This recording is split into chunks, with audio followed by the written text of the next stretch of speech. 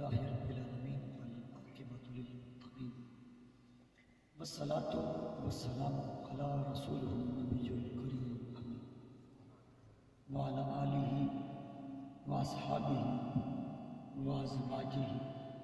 واہل بیتہ الطاہرین اما بعد فاعوذ باللہ من الشیطان الرجیم بسم اللہ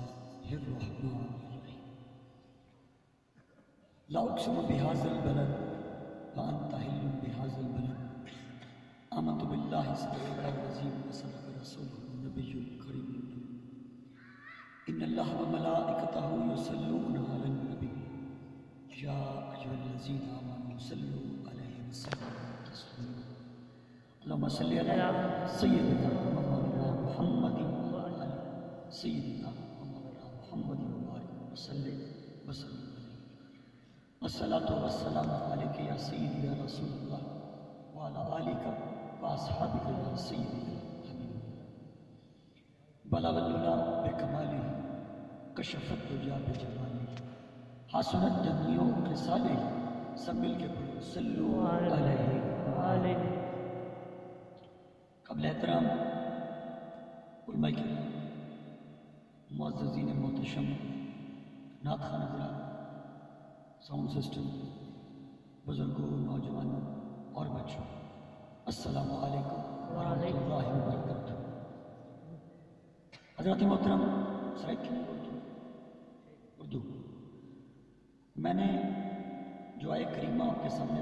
پڑھنے کا شرف حاصل کیا ہے اس آیہ کریمہ میں اللہ رب العزت نے قسم اٹھائی ہے مکہ کی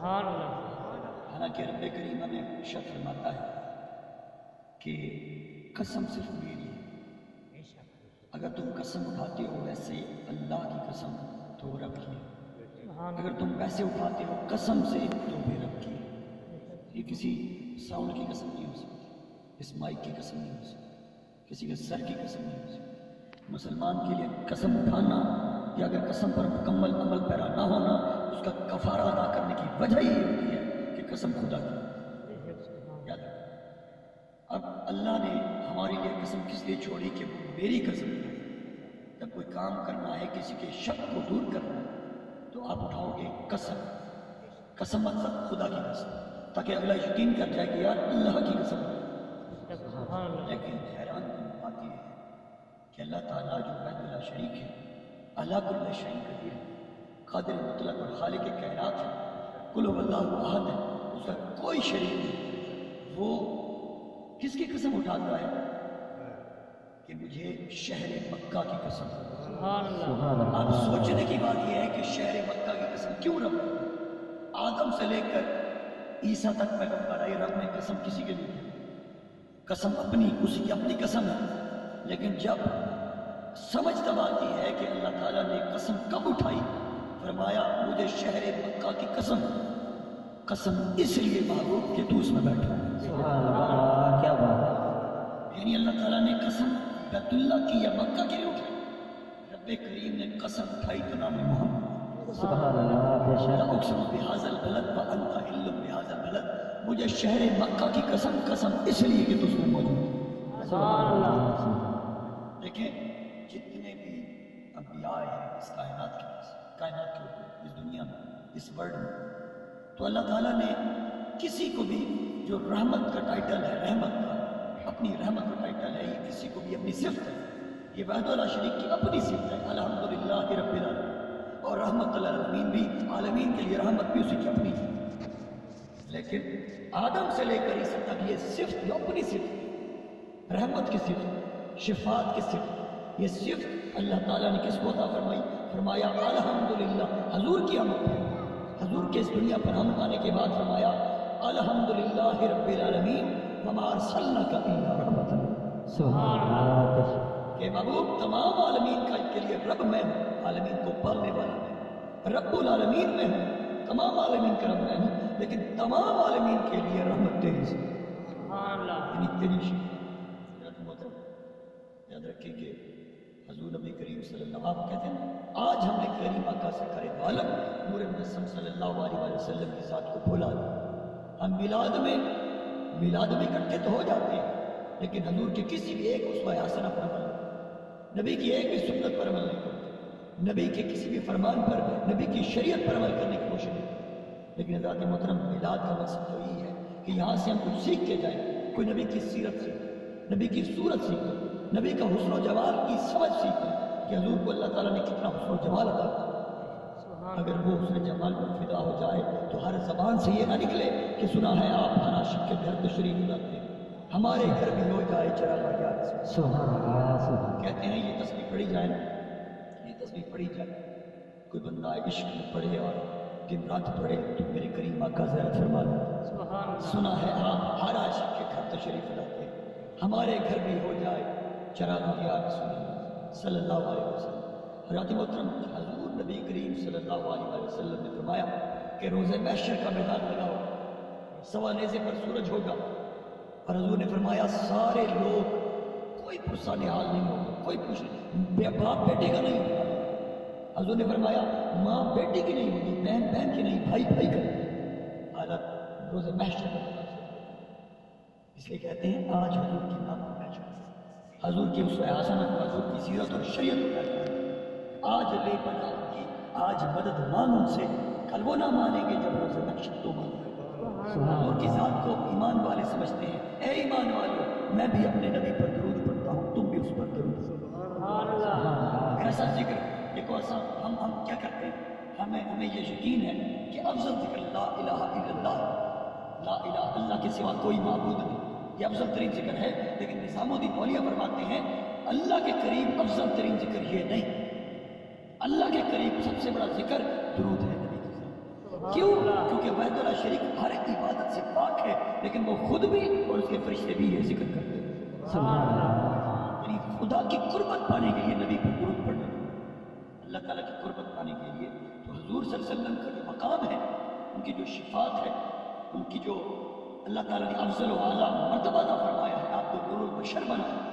آپ کو افضل البشر بنایا، آپ کو اول البشر بنایا۔ آدم سے پہلے آپ کے نور کو پیدا، آدم کی روح سے آپ کے نور کو پیدا، اول ما خلق اللہ نور، اللہ پاک نے سب سے پہلے میرے نور کو پیدا۔ اور حضور نے فرمایا،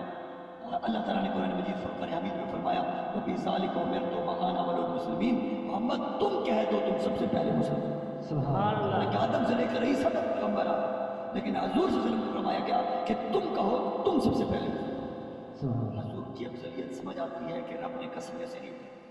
اللہ تعالیٰ نے یعنی محب نے اپنے محبوب کو اپنی محبوبیت میں پیدا کیا۔ اتنا حسن و جمال تھا میرے کریم آقا کا، میرے کریم آقا اتنے خوبصورت تھے کہ آپ کو نور خداوندی عطا تھی،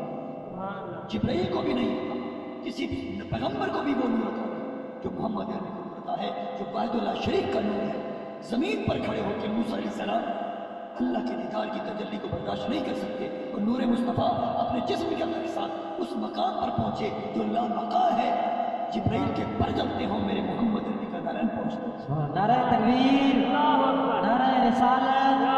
نعرہ خلافت، نعرہ حیدری، جشن عید میلاد النبی، جشن عید میلاد النبی، شان مصطفیٰ، علماء اہل سنت۔ حضرت محترم، حضور کے جسم کو بھی اللہ تعالیٰ نے خوبصورت بنایا تھا کہ وہ کہتے ہیں نا، شاعر کہتا ہے کہ اس نے یوسف پہ کٹی مصر میں مشت زنا، تیرے نام پہ سر کٹاتے ہیں۔ یعنی اس نے یوسف کی یہ تھا کہ عورتوں نے جب حضرت یوسف علیہ السلام کو دیکھا، جیسے ہی دیکھا تو اپنی انگلیوں کاٹ بیٹھی، ان کو پتہ نہ چل رہا تھا خون بہہ۔ یہ حسن یوسف ہے، لیکن محمد عربی کا جو حسن ہے، شاعر کہتا ہے کہ لوگ اپنی گردنیں کٹا دیتے ہیں، ان کو پتہ نہیں چلتا۔ سبحان اللہ، سبحان اللہ۔ حضور کا نور ہے، وہ دیکھنے کو بھی آنکھیں چاہیے، کیونکہ دل کی نظروں کے اندر ہے، نظر نظر میں وہ جلوہ کر، نور آنکھ کا نور ہے، جو تیری نظر میں نہ آ سکا تو تیری نظر کا قسم۔ کیا بات ہے۔ اہل دل اور اہل عشق بننا پڑتا ہے میاں، فنا فی الذات، فنا فی الشیخ، فنا فی الرسول، فنا فی اللہ۔ معرفت الہی کے ذریعے، تصوف اور تصرف کے معرفت کے ذریعے انسان اپنی ذات کو ختم نہیں کر سکتا، رسول اللہ کو زندگی میں پانا پڑتا۔ اور پھر کہتے ہیں اللہ مل جائے، وہ تو رسول اللہ کی ذات ہے، ہم کہتے ہیں اللہ اللہ کے جاننے سے اللہ نہ ملے، اللہ والے ہیں جو اللہ سے ملا، وہ نبی کا در دکھاتے ہیں، پہلے رہنماؤں تو ڈھونڈ لو جو تمہیں سیدھی رستی پر صراط مستقیم پر لگے۔ خدا تو فرماتا ہے حبل الورید میں میں شرک سے زیادہ قریب، لیکن پھر بھی نظر نہیں آتا، تو راستہ تو خود روزانہ ہر نماز میں، ہر مکاتب فکر، اہل سنت نہیں، ہر مکاتب فکر، ہر نماز میں کہتا ہے اہدنا الصراط المستقیم صراط الذین انعمت علیہم، دکھا ہمیں سیدھا راستہ، راستہ ان لوگوں ہے جن پر تیرا انعام ہوا ہے، یعنی صدیقین، صالحین، شہید۔ مانگتا ہے لیکن چلتا نہیں، غلطی کس کی ہے؟ اللہ نے تو تم سے کہلوا دیا لیکن عمل نہ کرو، اسی لیے کہتے ہیں کہ تقدیر کا معاملہ جو ہے، لوگ کہتے ہیں تقدیر میں لکھا تھا، یہ برا تھا، یہ گندا تھا، یہ اچھا تھا۔ تقدیر اللہ پاک نے ایسے نہیں لکھی، بے شک وہ اعلیٰ مہربان سے لکھی گئی، لیکن تقدیر کا عمل پر دارمدار ہے، یعنی جس طرح سے تیرا عمل ہے آسمان پر تقدیر ویسے ہے۔ یہ نہیں کہ وہ تقدیر وہاں پر یعنی تجھے بند کر دیا گیا، برا بنا دیا گیا، نہیں، رب نے جب زمین پر بھیجا تو تیری تقدیر تیرے تابع رکھی، تیرے عمل کے مطابق جس طرح سے عمل اٹھائے گا ویسے تقدیر لکھی ہے، اور جیسے گندا عمل کرے گا ویسے تقدیر لکھی ہے۔ حضرت محترم، اللہ تعالیٰ نے راستے دیے، یہ امتحان کی زندگی، تو سب سے بڑی چیز کہ اللہ تعالیٰ کو راضی کرنے کے لیے، حالانکہ اللہ تعالیٰ جسم سے پاک ہے، اللہ تعالیٰ فرماتا ہے میں جسم سے پاک ہوں، میں اتنا بڑا ہوں کہ پوری کائنات میں نہیں سماتا، پوری یونیورس میں، جسے ہم یونیورس کہتے ہیں، پوری کائنات سے بھی بڑا ہوں، میں جسم سے پاک ہوں، میرا نور ہے، لیکن جب سمانے پر آ جاؤں مومن کے دل میں سما سبحان اللہ۔ خدا کی خدا رسول اللہ کی ذات اقدس کو اللہ تعالیٰ نے ہم ذکر کرتے ہیں، اس لیے ذکر کثیر کرنے سے، محمد عربی کے ذکر کرنے سے اللہ تعالیٰ خوش ہوتا ہے، اور نبی کریم صلی اللہ علیہ وآلہ وسلم کی ادب، نبی کریم صلی اللہ علیہ وآلہ وسلم کی تعظیم و توقیر سکھانا، یہ میرے رب کی سنت ہے۔ جو ممبر پر بیٹھ کے کوئی تعظیم سکھاتا ہے، کوئی ادب سکھاتا ہے رسول اللہ، کوئی مقام سکھاتا ہے، تو یہ قرآن میں اللہ تعالیٰ نے سکھا دیا، یعنی جو ممبر پر بیٹھ کے نبی کی تعظیم و توقیر سکھائے گا یہ سنت خدا، سبحان اللہ، بے شک نبی کی تعظیم و توقیر سکھانا، وَتُعَزِّرُهُ وَتُوَقِّرُهُ وَتُسَبِّحُهُ، اور رسول اللہ کی تعظیم و توقیر کرو، صبح شام میری پاکی بیان کرو، یعنی تم نے عبادت جب کرنی ہے اس سے پہلے یہ سیکھ لو کہ رسول اللہ کی تعظیم و توقیر ادب کر۔ حضور کریم صلی اللہ علیہ وسلم کا مقام ایسا ہے، وہ کہتے ہیں دیکھنے کو بھی آنکھیں چاہیے، عمر ایک آنکھ تھی ابو جہل والی، جہنوں کا باپ، جس کے دل کے اوپر ختم اللہ والا قلوبہم والا سمعہم والا ابصارہم غشاوۃ ولہم عذاب عظیم کی مہر لگی۔